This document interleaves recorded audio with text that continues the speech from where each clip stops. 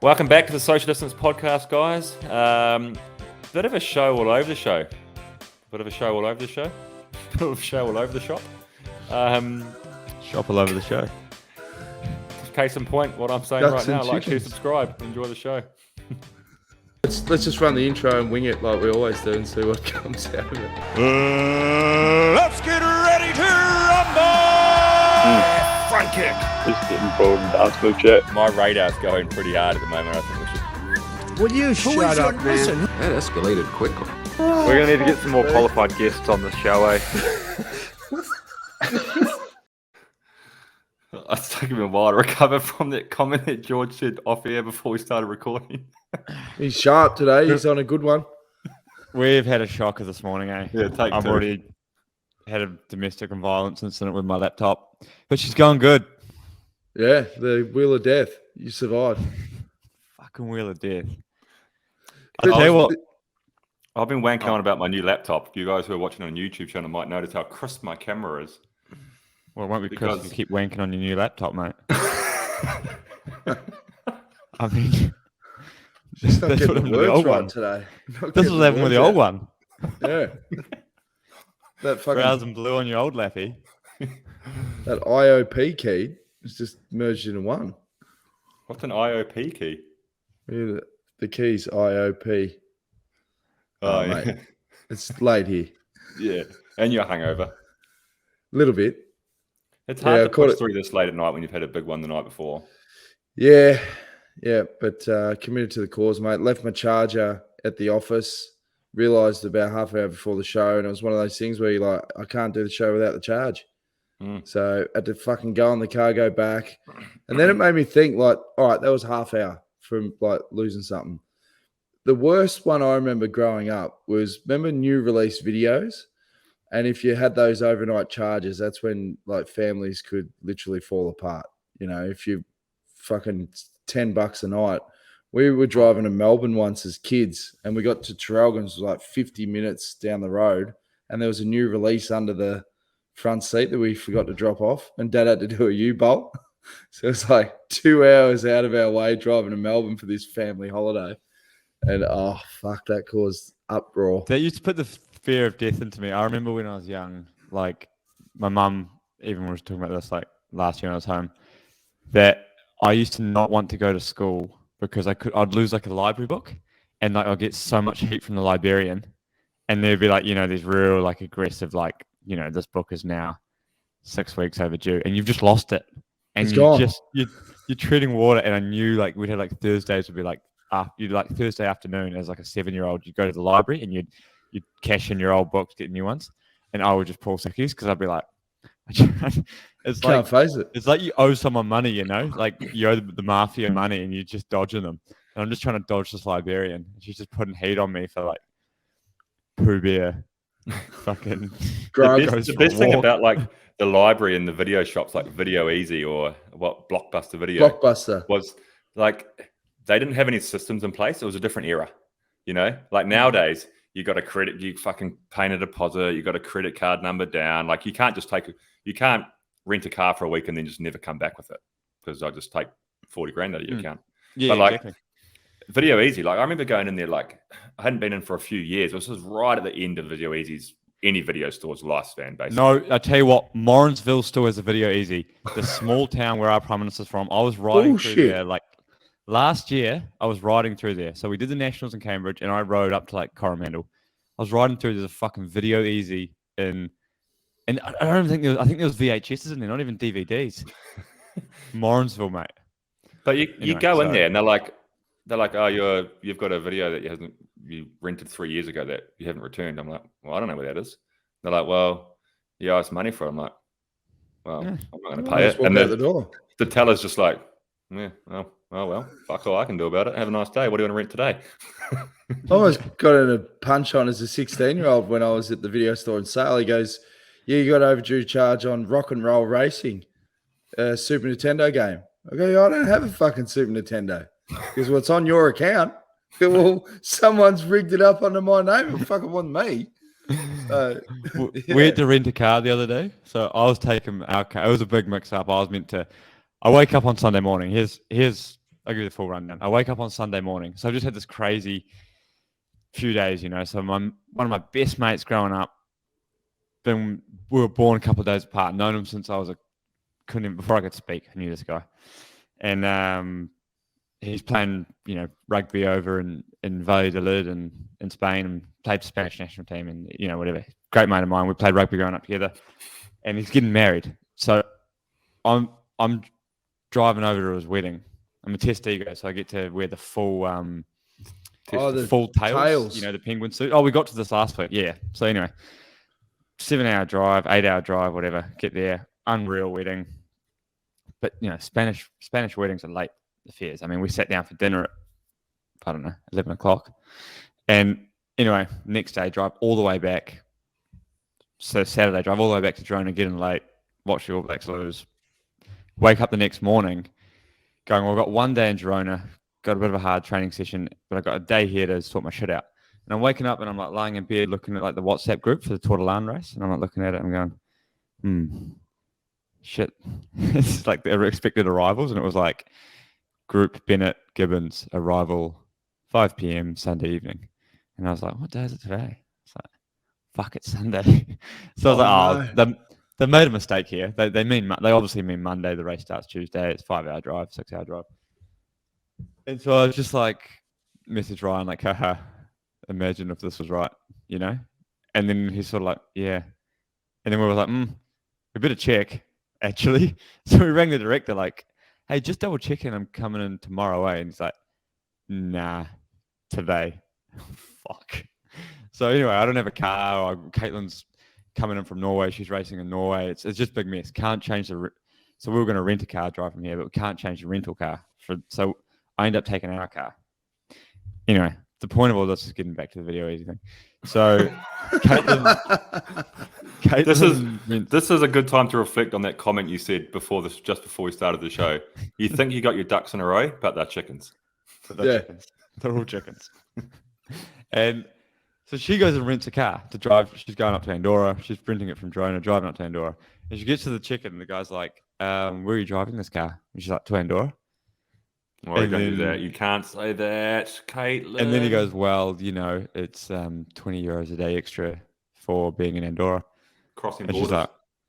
She's like, well, I'm not going to Andorra then. The guy's like, you sure? She's like, yeah, no, I'm not going to Andorra. But you just said you were going to Andorra. Nah, I changed my mind. I'm not going to Andorra. And like, what is he going to do? Follow her, you know? Well, so I think charge. Last time we were on the show, you were talking about speeding fines in France. I got the letter that went to my old address. It was on my license in Sale. Mum goes, oh, you got some mail. We go, yeah, hang on. That's the old address. And yeah, it was them to let me know that I had 2 fines. They've paid the admin fee of €42, but they haven't paid the fine yet. I don't know what the fine is going to be. Oh, see, my advice is just to ignore it and then pay €4,000 for it in 6 years' time. Yeah, perfect. I'll just do that. I just won't go back to Europe. No, exactly. Just run from it. I don't know if they take the fine out in a rental car. I had one in Belgium once, and I was just they do. Oh yeah. Oh yeah. Oh. Yeah, no, I'm screwed. Yeah. Now, I was talking to Iffy today, and he goes, "What are you doing your podcast with Bennett?" I said, "I think we're doing one tonight, but we never know." And he goes, "You got to ask him about the ice sock that got in his wheel," because I haven't been following the races. What happened?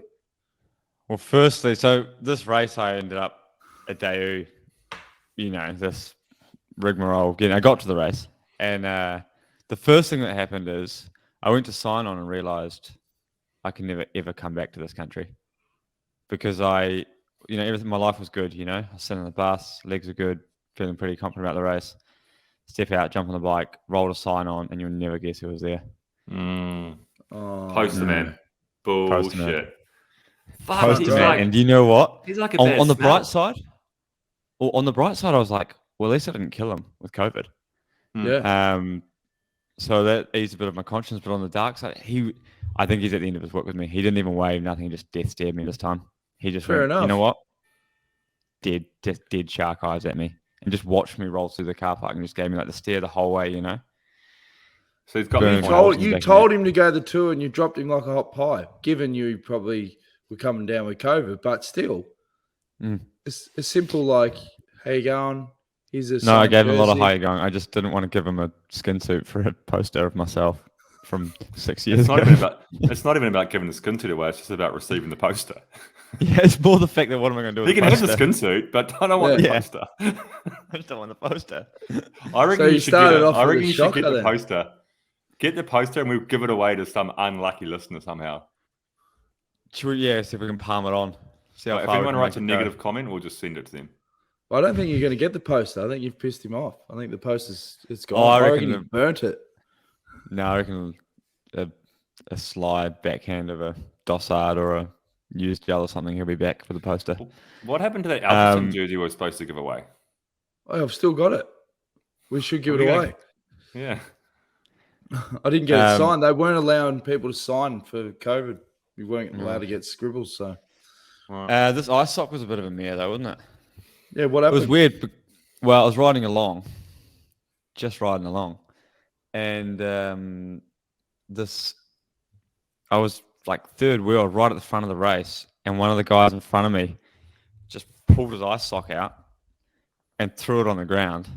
Like, so you're using women's stockings, stuffing them with ice. It was 40 degrees. Pulls it out, throws it on the ground, and of course it just goes straight into my wheel, sucks up into my derailleur.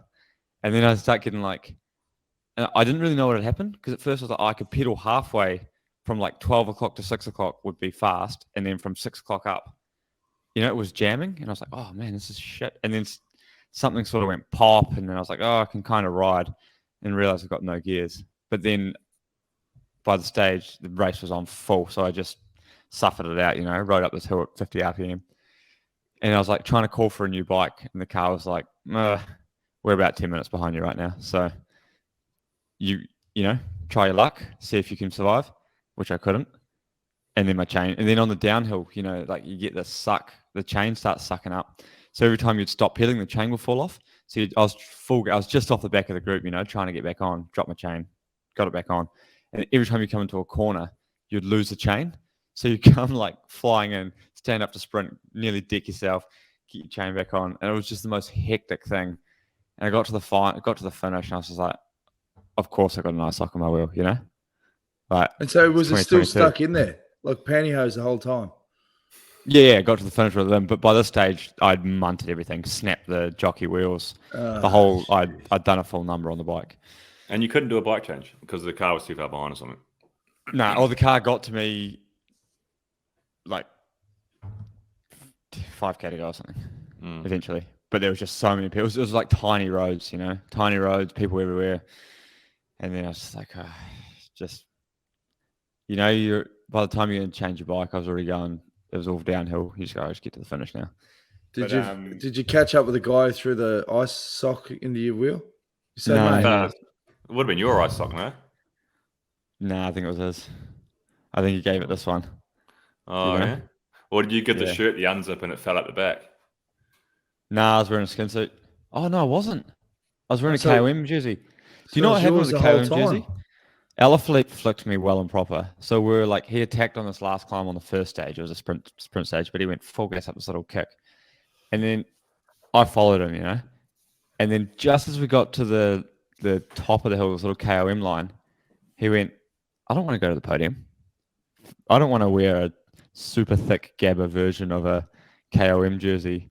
It's like some low-end French brand, it's like super thick, heavy leaders jersey. And he just swings off about like 10 meters before the KOM line, and with me, without thinking, just sail over. And I get to the finish line, like, oh, you got to go to the podium for this. You got to wear the KOM jersey. Even though I wasn't really in it, it was just because like we're sharing the lead, and you got like whoever's best on GC has to wear the jersey. And I was thinking about it afterwards, and I was like, that bastard, he's done it on purpose here. So he didn't have to go to the podium. He could go home earlier, and he didn't have to wear this like 3 kilo thick KOM jersey. And me just being excited to be there, didn't even think about it. It's like the Bastard. battle. It's like the battle for not going up to the podium for Team GC, like in a Grandie. Yeah. I remember we had it at the Giro in 2018. We were leading Team GC for quite a long time because we were first and second on GC for the first 10 days. And it was just like this battle, basically, like on the sprint stages. You just racing you cross the finish line and you're just racing to the bus to like try get in the shower. Because three people, either 3 or 4 maybe, have to go up. It's normally 3, but the way we ran it in Jumbo was the last 3 across the line had to do it. So it was actually shit because they were normally the guys that had worked the hardest and worked the earliest. But because like otherwise they were already like closer to when the podium was going to be happening. And so these poor guys, they've just been like, they're either suffering like hell or they've worked early on the stage, they get to the finish and then they had to do the podium. And we're just sitting there with the feet up in the bus. I remember Garmin, Joachim the Soignier went up on Team GC one year because they only had 2 guys. So they put a jersey on him and like he was up there on the podium with the boys. We must have been sharing it the Vuelta, the Giro in 2018, because thinking back to last week when I did a retirement post on Instagram and stuff, put some photos up, and there's a photo of 4 of us on the podium for Team GC, and I remember this. I remember the day. It was a sprint stage, flat stage, sprint stage, all whole bunch together, and we were on the podium with myself, Chris Jorgensen, and then Yates in the pink jersey, and Chavez second on GC in the blue jersey, the King of the Mountains jersey. I was like, where was the priority there? We got the 2 top guys up, like getting delayed to have showers and food and everything because we're up on the fucking Team GC podium, which means I nothing. guess because they had to be there. They had to be there for the other jerseys, yeah. didn't they? Yeah. Geez, I pissed myself laughing at that social post you did with that old bloke where he's talking about the schooners. Oh, yeah. I'd never seen that before. And if you missed it, it was this old bloke, and he goes, he's for starters, he looks like your classic Australian piss pot. You know, those guys that are maybe 75. He's got the soup strainer mustache, all silver hair.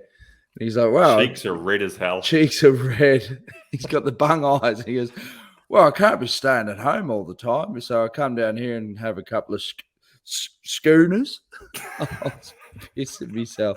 Every Australian pub has got at least 6 or 7 of those blokes. And they're always just perched in the corner and they clearly just want their space. There's something about the Aussie male that just wants to sit there, smash. What do you think inflation's doing to these boys? You telling me last night you spent a bit too much cash. Oh, mate, inflation's shocking. Like, you go out to pubs now and it's just desolate. But there's no young people anymore because they can't afford it. Man, it's weird. We used to go to this. I remember when I was young, like quite young, we would go to, it was almost ironically go to the worst bars we could find. And it was like, we kind of thought it was funny.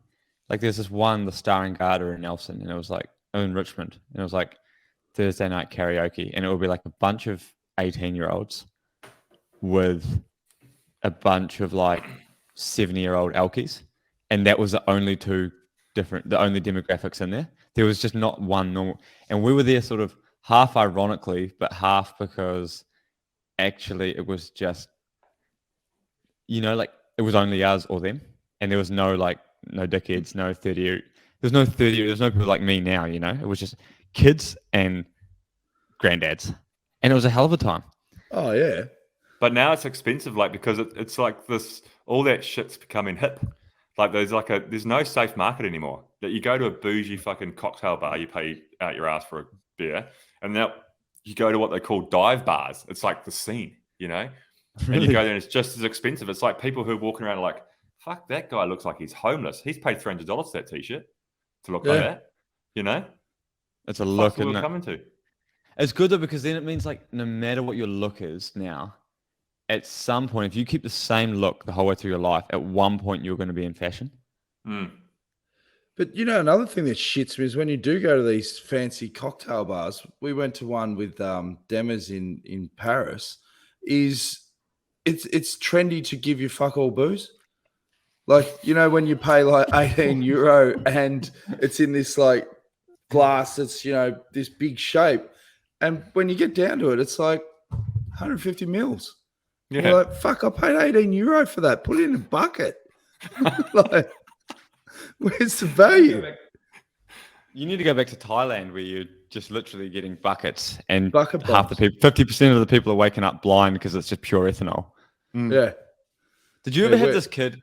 Did you ever have that one guy at school, like the guy that loved chemistry or something? We had a kid that used to show up to like house parties with a bottle of methylated spirits and a loaf of bread and be like, oh, no, it doesn't make you blind because you the bread filters it, and he reckons that you drink it through bread. I bet he's dead. He will be dead, that guy. We didn't have guys like that. I bet that His guy's name dead was now. His name was Hugh Strachan, and we used to just always call him Who Struck Him. Who struck him? I was the guy in science class, and that you had like, I guess I went to like a general science class, I suppose, and it was like we had these. I don't know what the fuck they were even for, like to learn about electricity, maybe. I don't know. And it was just this little block of wood, like the size of a beer coaster, and it had a tiny little light bulb, like a torch light bulb, attached to it. And then you could plug that in, and like I guess we're learning. Is this like 10-year-old chemistry, or is this? This is at high school. This is like fifth form, I think. You're a little bit delayed, though, eh? Yeah. I was You were in the special chemistry class. Like you were 15, but your classmates were 8. We had this science Billy teacher Madison. called Mr. Shoebridge. His name was Mr. Shoebridge, and he just didn't have a lovely guy, but fuck, he just didn't have any clout in the classroom, eh? And he just copped it. We just called him Shoe Dog. And he had this like every time we walk into class, we'd be like, "Hey, Shoe Dog, I wonder where my bowl went," because he just had no sideburns and just this number 1 haircut. And it's like he just went to the hairdressers and they just put a bowl on his head and just trimmed around, cut around the bottom. Hey, nice bowl cut, Shoe Dog. We had the same thing. I used to get these little light bulbs, all of us. And if we were all working in all the PowerPoints in the whole, in the science class, there's about fucking 60 PowerPoints. There's one at every workstation, 2 at every workstation. That they would always be functioning. So obviously the power output was pretty evenly spread. And we used to just plug the wire straight into the PowerPoint and just switch the PowerPoint on, and the light bulb would just go poof and just blow up. And then like I decided to do it one day when all the PowerPoints were off and we were like doing a written exam or something. And I just plugged this fucking little light bulb into the PowerPoint and turned it on and just went boom, from the wood, and everything fucking just exploded across the classroom. I was like, oh. And then lucky Shoe Dog was there, so I was just like, keep quiet, Shoe Dog. You keep quiet, mate.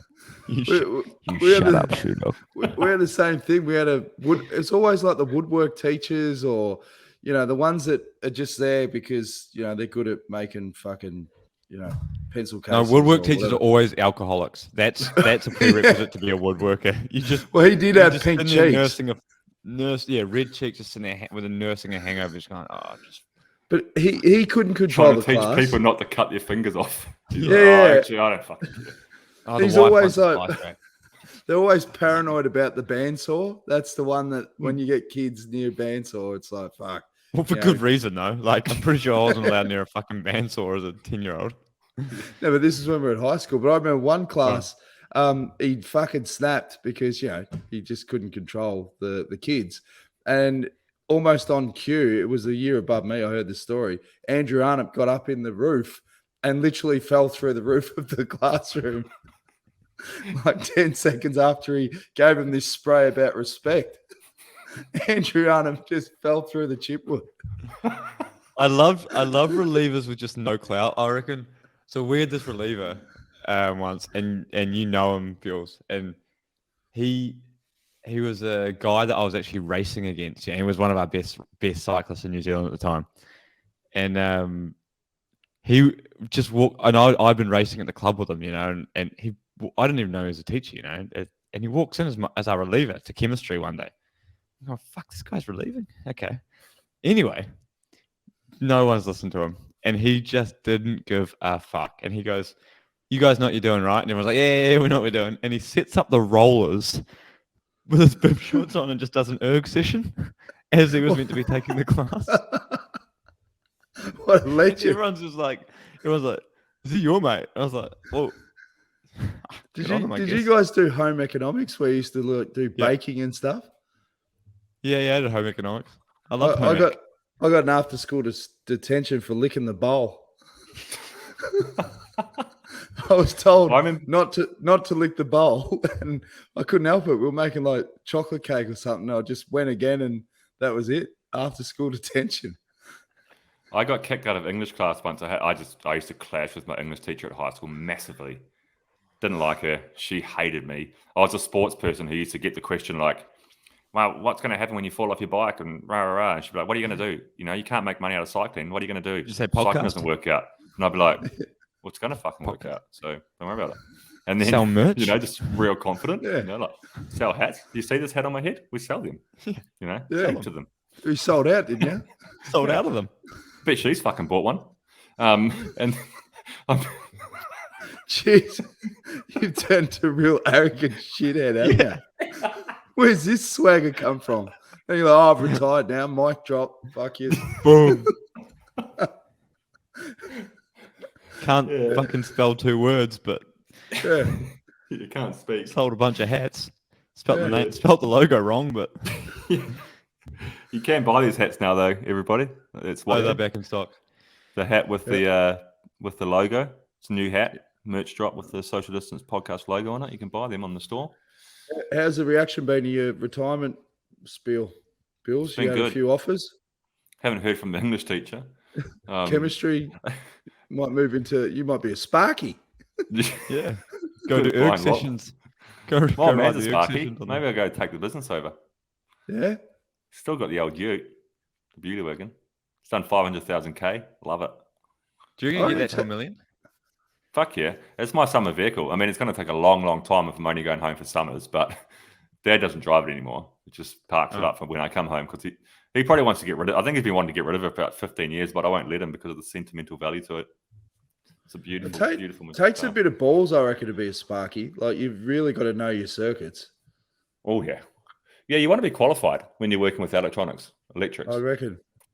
There'd be like that's one profession that you don't want to be shit at. Oh, no. No. It's one profession you don't want to get lazy at anyway. Yeah. You go, fuck it. The I switchboard's won't down the earth that hallway. wire. Switchboard's down the hallway. This will be rubbish. Do Sparkies have insurance? Like, if they fuck up and burn a house down, is that on them? Are they liable, or is there insurance? I don't know. Oh, surely you'd have Sparky insurance. Must do. Is that also in the peloton? If you crash somebody, if you or say you throw your eye sock out. Yeah, if you throw your eye sock at someone and it goes. No, there must not be. Like, I think that is kind of like this gentleman's agreement in cycling that, I mean, maybe we sign something. What if you're not being a gentleman, though? Yeah, exactly. I mean, I don't think it's a gentleman. If you put someone in the barriers. Yeah, I think it can end up in court if the person decides he wants to take you there. No? Yeah, so you just got to be on your best behavior. You got to be a bit more careful. Well, I know a guy that subconsciously, not accidentally, ended someone's career. It caused a crash. He just crashed, and then someone crashed with him, and they never came back from it. But I think in that situation, you'd be like, you wouldn't get anywhere in a court of law because they'd be like, well, that's a rate and that's a risk. It's a risk you take. You all take. But if you turn right on somebody, yeah, if you grab someone's handlebar and lift their front wheel off the ground and throw them into a hedge or something, probably got a few. It's interesting because like the Teo Boss Daryl Impey story, that never really got far. But I guess that was also that maybe looked really bad when it was actually maybe like a reaction to, Teo thought he was falling and, it looked like he just picked up Daryl and ripped him off his bike and broke Daryl's back. But, like that could have also ended in court, but I guess it never did. No. I just got I can't remember because it's our second or third take of the show, probably validating a fourth take. If I told everybody I got a new laptop, but I literally got a new laptop. I turned it on this morning for the first time and set it up. And I've already got a notification, updates available. The fuck? It's brand new. Yeah, no, got to update. It's never ending. I know a lot of people that subscribe to the conspiracy, the Apple conspiracy, like never do the updates. They're just slowing your phone down. They're just they reckon the updates actually your computer starts off the best version of itself, and every update it gets shitter. So eventually you go, fuck, I'll just go buy a new one. Yeah. Probably true. I got something from Google, and I like it with those companies when they try and soften the approach to get more data, and they always try and talk like they're your mate. Like Google's like, "Hey, are you up for doing another update to help us protect your data better?" And you're like, "Mate, fuck off. Just tell it." I don't want my data protected. You can have it. You can read my emails. You're already read my emails if you want. Yeah. If you want to fly from Barcelona to Brussels Charleroi next weekend, go. Feel free. Feel free to take that boarding pass off my emails. Exactly. I don't want to go. I've never been excited to fly into Charleroi. There's never been one time I can't wait to go to Charleroi. Great macaroons there, though, at the airport. Lee Howard once told me there's great macaroons. Gross. Charlotte, is that the schedule? So we're still working out your final run. Obviously, we never got to that. Yeah, the retirement post was actually pretty overwhelming, Jonesy. Good. Yeah. You're a much loved character, Sam. Had a lot of a lot of can't on waits. social media. I saw a lot of can't wait in there, like a lot of good riddance, can't wait, a lot of sort of things along that line. How many times do people say to you, "Oh, so what's next, Sam? Like, what are you going to do with the rest of your life?" They want a whole PowerPoint presentation. There was there was that one guy. He listens to the podcast, and it was pretty funny. I tried to find the comment when we put the podcast up a couple of weeks ago, and obviously it was a big focus on my retirement, and it was a lot of lovely comments. I thank everybody for those really nice comments from everyone saying thanks, and then on our social media on Instagram, I put it up, and some guy just commented, "Goodbye, have a good time." Real final, eh? Yeah. That's it. Goodbye, my friend.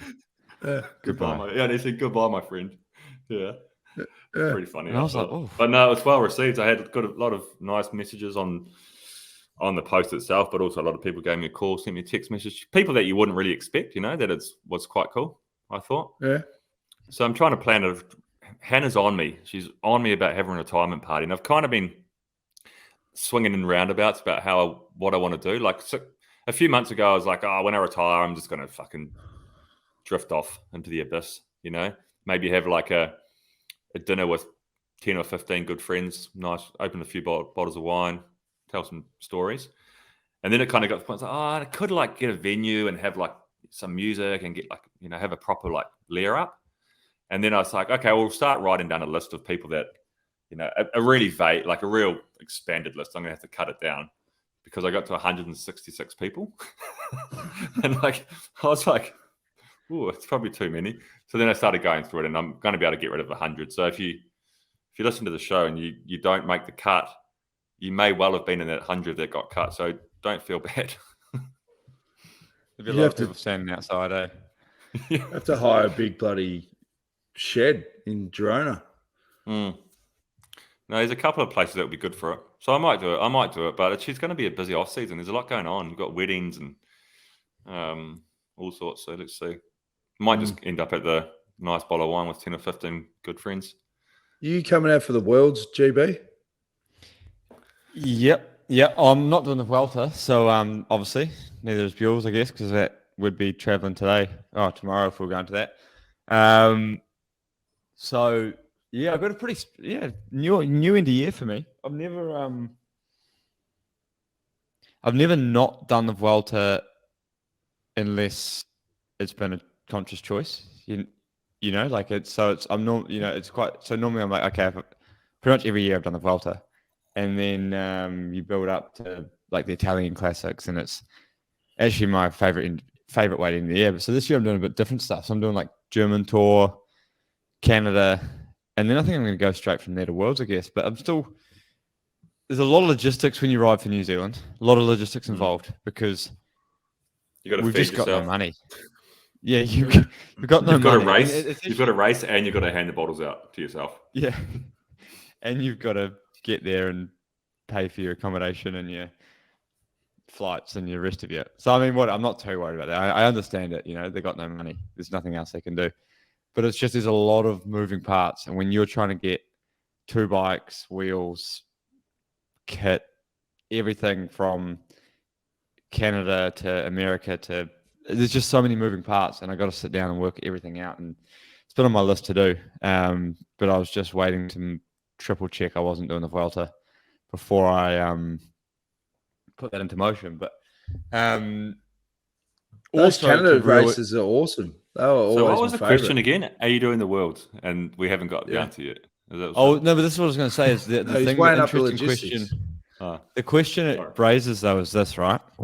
When you get to the Worlds in a team where everyone's paid, I guess it's about total when you look at flights, accommodation, everything else, you're looking at about $6,000 a person. So everyone's paid for their own way there.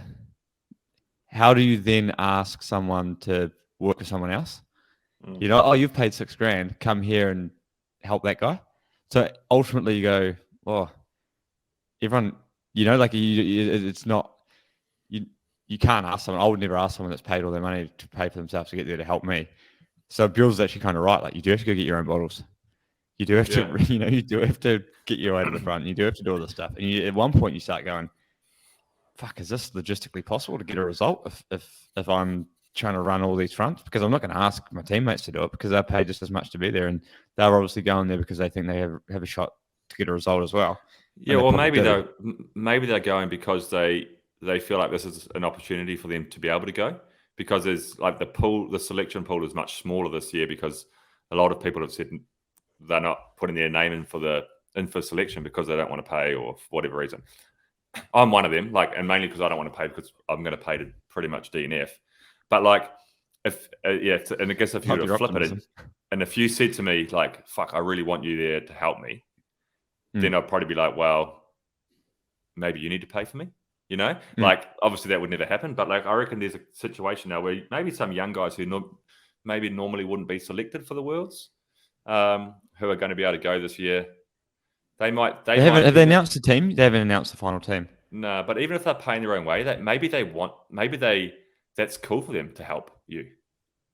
Like they have to. I don't know. Yeah, it is an interesting one.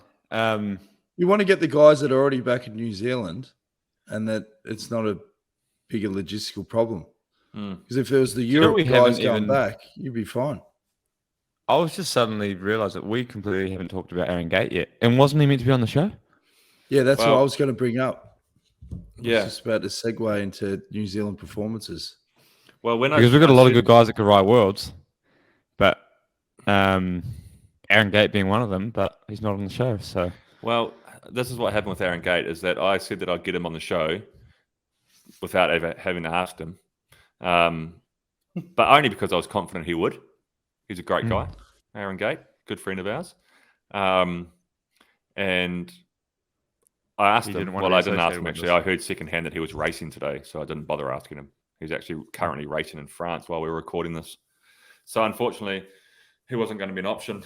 But that's not to say he's not an option down the line. Well, yeah, I think we should get him on to talk about winning 4 gold medals at the Commonwealth Games. I'll tell you what, if you're in a team, I've been, so what is it, the 3rd Commonwealth Games since I've been professional. And this year I didn't ask the team to go. But when I was in my previous teams, it's crazy because for me growing up, the Commonwealth Games was like the Olympics, you know, like as a New Zealander, it was just seemed like, oh, it's just the Olympics with like a couple of small countries missing. But trying to convince, like when I was on Licky Gas, full Italian team, trying to convince them that I wanted to go to the Commonwealth Games, they looked at me like I had 2 heads. Like, what are you talking about? What the fuck's the Commonwealth? What's the Commonwealth for starters? And what's the Commonwealth Games? And but like now I feel like the result's been validated, like Gatey's result's been validated. Especially, I mean, I can't speak for the track. I got no idea about the track. But the road result, just because, you know, Platt was there, G was there, there's a lot of good riders, Darryl Impey, that he put away. So I'm hoping that brings a bit of, you know, that the Commonwealth Games in the cycling world on the road race starts to get a bit of, you know, get some momentum and get some, I mean, because it's probably one of the hardest races all year, right? Like, I hear it's filthy hard, no control. And it's the first time that New Zealand's been really successful in a Games road cycling event. Like I think Rowley won a medal. Yeah, Rowley won a medal, and actually in Auckland, that was completely cut that. Yeah, cut that out. We've had quite a lot of Chris success. Nicholson, Gordon McCauley. We're the dominant nation on the. Yeah. To take exactly what you said and reverse. I think we ran first, second, and third in Auckland, and we were certainly first and second in '94. Graham Miller, didn't he win one? Gary Anderson. Jeez, you're way off. Brian Fowler, Rowley, Gordy, Gady. But do you reckon me and you are the only Kiwis that don't have a Commonwealth medal on the road? What I was trying to say is like you and I haven't been successful in Commonwealth Games road race. But do you reckon that after the Commonwealth Games this year that there's a little bit of life left in this old dog? Like it was pretty much dead. It's a funny event. I don't know. I think Commonwealth Games are still massive for a lot of other sports, like athletics. I think the for main example. problem is the idea of the Commonwealth. That's the issue here. Like, fuck, who cares? It's just I mean, I care it's about such the a games. grand event. It's such a grand event. It's the games. It's a village. There's you know thousands of athletes and support staff, and there's stadiums and multiple sports and all that stuff. But then it's all only competed by like a certain amount of nations. I mean, let's call it what it is. It's the colonization games. I mean, this is just England's flex on the rest of the world, what they have fucking conquered, you know? Like, I think there's a lot, if you dig deep, I'm sure there's a lot of, you know, terrible history tied up in the Commonwealth Games and the Commonwealth. So, but I mean, you know, well, I like to brush over stuff like that. So. The Commonwealth Games is probably like the recognition of the countries that they colonized and successfully colonized. And then I think their museums are probably a representation of the countries they weren't so successful in, but they've got a lot of their art hanging up. Oh, you mean the countries they raided but ran away with the tails between the legs? Yeah, like you go into like a cultural museum in England, and it'll be like, here's an artifact from Italy in the 1500s. Why don't you just give it back to Italy? And then it says, how's now? That's a good point. Why did I go to Italy and see that? Anyway, that's by the 4 by. gold medals. Good on I him. think when it comes to Gatey, his performance, like, I guess we all know how good he is. And I guess how unlucky he's been in some ways that he hasn't had a World Tour contract in the past. And on the track, he's a freak. He's been successful on the track for a number of years now. So, like, I guess from my eyes, those gold medals that he won on the track were in some way a little bit expected. You know, gold medals never guaranteed, no matter where you are.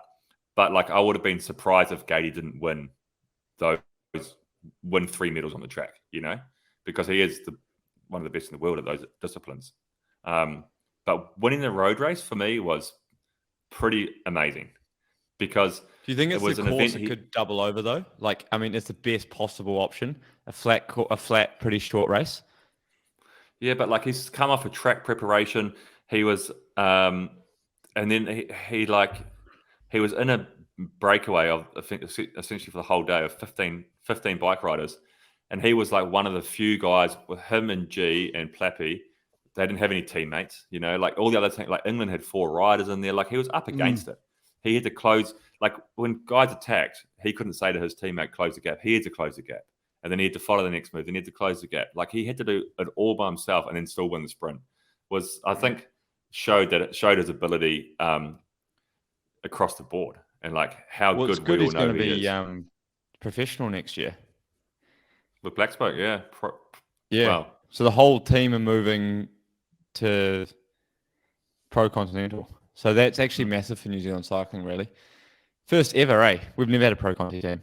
No, it's huge, man. And especially like we've touched on where cycling New Zealand is at the moment with, you know, the funding and all that sort of stuff, having to pay your own way to go to the Worlds and things like that. It's in a bit of a funny situation. Like it's at a time where, I mean, road cycling's never been big or like a heavily funded sport in New Zealand, but it's kind of feels like I mean, it hasn't even stayed level. It's almost gone backwards again a little bit. I feel like the arse has fallen out of it in the last 2 Yeah. years, even though we're going to have like 13 professionals next year or 12 professionals. Pro Tours.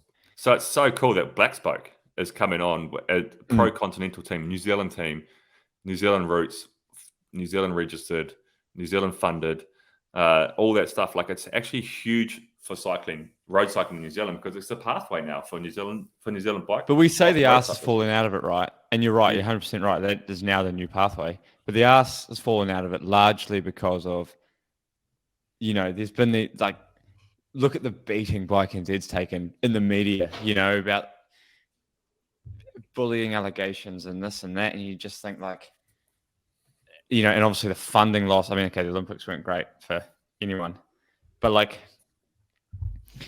you got to feel for them. You got to feel for Bike NZ. I mean, it's not that they don't want to pay us. They can't. They can't pay for us. Like, you know, and like, I feel like the hits it's taken now, especially lately. I mean, our national champion woman, can't think of her name. Jesus, it's not good. Olivia Ray. Olivia Ray. Olivia Ray, positive. And we touched on that last time, and we were like, all right, we don't know enough about this to maybe, we're like, we tried to sort of read through this article, and it was, we're like, shit, there's a lot to unpack here, and there was sort of in and out. We were like, there was sort of this article that sort of said, there was domestic issues, there was sort of restraining orders, all this stuff, and I couldn't really work out who had done anything wrong. But now I'm sort of at the point where I talk to enough people who realize like, actually, fuck no, she was just fucking cheating. So, Well, she admitted it, I think, didn't she? Well, yeah. I mean, ultimately you're responsible for what you put in your body, and you shit all over New Zealand cycling when you do it. So it doesn't help, and that winds me up in a big way, But anyway. Hopefully after the Commonwealth Games, they should be able to get some funding together again, you'd think. Yeah, but they've got funding. They've got funding, and it's like any sport in New Zealand. It's funded by the government. Okay, New Zealand Cycling or Cycling New Zealand had some private sponsors that they lost over the last 12 months for different reasons. Anyway, they've lost those sponsors, so they're relying 100% only on the government funding, which comes from High Performance Sport New Zealand, which comes from the government. So, and then there's certain targets they have to hit to keep getting that funding or to validate that funding. And basically, essentially, what it all boils down to is Olympic medals. That's how you get funding. How do you get funding? How do you keep your funding? How do you get more funding? Win more fucking Olympic medals. Simple as that. And I guess you take a wide look at it and go, okay, how can cycling as a whole, as a sport, win medals at the next Olympics? Probably on the track, Yeah. Maybe as a BMX rider, we've had a BMX rider in the past. What's the chances of winning an Olympic medal on the road? Fuck all, Yeah, but, and this is like ultimately like my responsibility as well. From like when you look back to Rio, you're like, well, you to Tokyo, you're like, well, you got to pay for Worlds this year. Whose fault is that? You didn't get any on the road. You didn't help us. You didn't help anyone on the road last year. You make your bed, sleep in it, mate. From Tokyo. And then, we won the. So then, I guess what you're saying, Jones, is that we won a gold medal on the road race at the Commonwealth Games, which is also a pinnacle event when it comes to validating funding. Medals at the Commonwealth Games are also important. We won a gold medal there, but we won it with a track rider. Yeah, that's the problem. Yeah, that's it.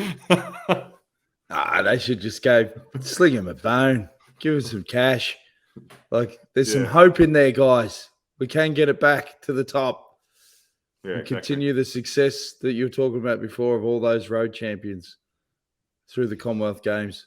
Yeah, like I say, we've hardly had any success there, so it's a good change. Another news, what else happening? Vuelta starts.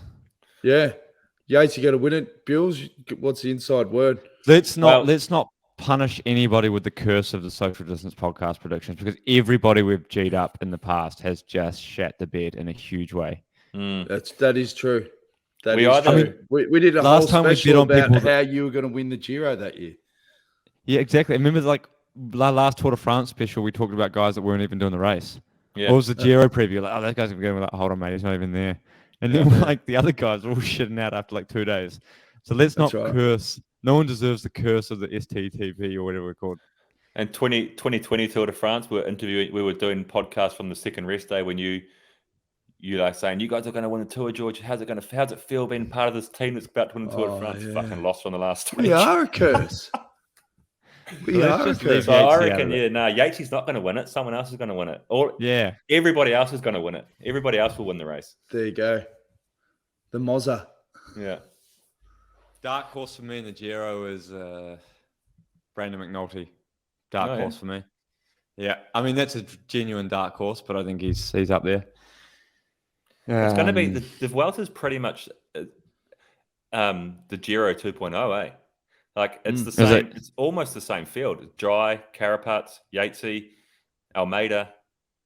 Like it's almost the same guys. Lander, Lopez coming back. Yeah, that's all. Yeah, so it's almost the Giro 2.0. So it's going to be a good race, I reckon, because the Giro is fucking good. I'm looking forward to the Netflix series when it finally gets done from the tour. I reckon that's going to be a belter. Yeah, Is when is that that fu- due? That'll be due probably just before next year's tour. But there'll be a Right. build-up. There'll be a trailer. They love doing the trailer drop, 3 months out just to get everyone fizzing. Are they I doing don't reckon. I don't think they're doing one on Movie Star again. That would have been fucking grim viewing. Do you know I that? watched that it in movie star Spanish. documentary on Netflix that came out a couple of years ago? Was it? I haven't They watched did it. another Either. one last year, I think. But yeah, I watched last year's one, but it's only available in Spanish so far. But it should be coming out in English pretty soon. I watched the Spanish version though. The sports director from Movistar, the Basque guy, can't remember his name, but apparently after this Netflix documentary, he's like a superstar in I think he lives in Bilbao or something now. Bilbao. Oh yeah. And he's like a superstar apparently. Like he can't walk down the street. Really? Like, Shit. yeah, they love him. Not Chuck Patchy No, the big Patchy dude. Vela.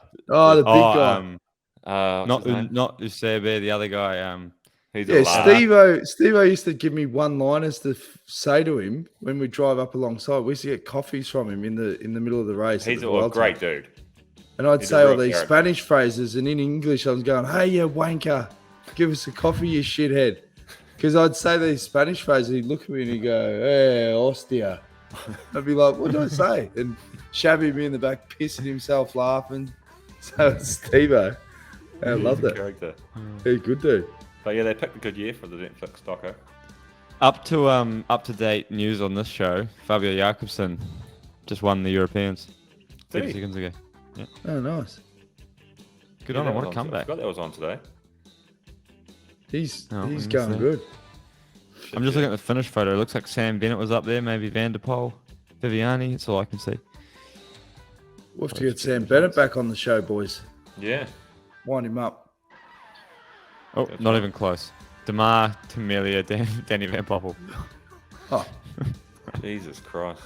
no, I think Have we're a going good to have to smile. wrap things up. Yeah, I think that's been another call that a day there, right? Yeah, go across to the shop. The shop. We'll put the link to the shop in our bio in the description of this show. These new hats are just dropped. And Look why don't you forward to- share us your favourite yarn from like woodwork at school or home Yeah. economics or Yeah, actually, I would love to read some of that out. Yeah, Yeah. that's how I can get rid of this fucking Alperson shirt that's following us That's around it. everywhere we go. that's it. So there's I'll an send Alperson Tour de France To the edition best story race and a jersey. poster to the worst story. Yeah, Yeah. exactly. So Best- send us your best stories schoolyard, yeah. about bullying schoolyard. teachers. That's it. We want to talk about schoolyard bullies, Teachers but doing no ergo and bullying of chemistry. your peers, only bullying We'll- teachers. We'll read out the best yarns on the next show. It'll be a laugh. My mum's a teacher, actually. She might have some good stories. We'll get her on the next show. My dad Both was my a parents teacher, teachers as well. maths teacher. Yep. Yeah. All right. How Like, buzzing, share, he did it. subscribe. Awesome.